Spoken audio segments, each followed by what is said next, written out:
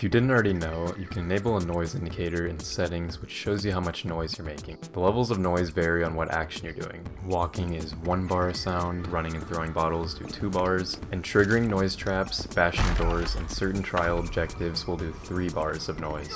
Each level of noise makes it more likely that an enemy will investigate your area. The investigation will occur at the location you made the noise. That may sound obvious, but it's useful to bait enemies into specific areas. For example, here's how to easily get out of a chase. Coil spots me, so I run into a dark area and start crouching right here. Because crouching is silent, I know that this is the last location he heard me at, and therefore the location he is pathfinding to. This lets me crouch jump around him and easily get past him. It's extremely simple yet super effective. A lot of the times it's going to be better than running away from a chase, because that means you're continuously producing noise for them to investigate. Also, if you don't know what crouch jumping is, it's a broken way to move around that is 100% silent. All you do is hold crouch and jump forward.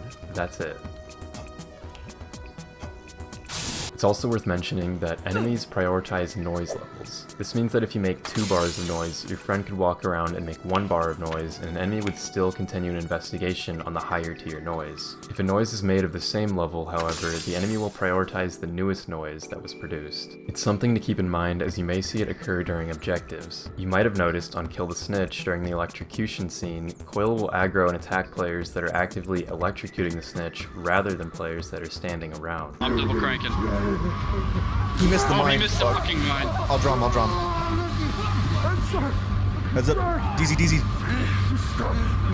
This is because holding the electrocution button does 3 bars of sound.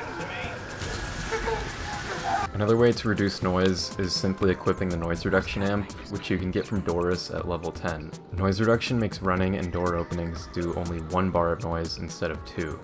Along with the noise indicator, there's also a darkness indicator I'd recommend turning on.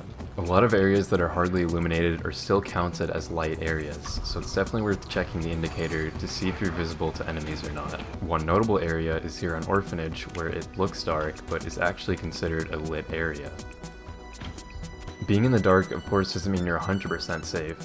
Enemies like the Jaeger, Night Hunter, and the Imposter reagents are all able to see you in the dark, but also regular enemies can randomly pathfind to you in the dark. And if they get close enough, they'll attack you even if you made no noise. That's why, if you're trying to hide from an enemy in a dark room, I'd suggest not using hiding spots and instead keeping distance from the enemy. This is because enemies randomly check hiding spots, and in my opinion, it's much safer to be able to move around instead of taking a chance of being found. The exception would be in a small room where you're unable to really navigate around an enemy.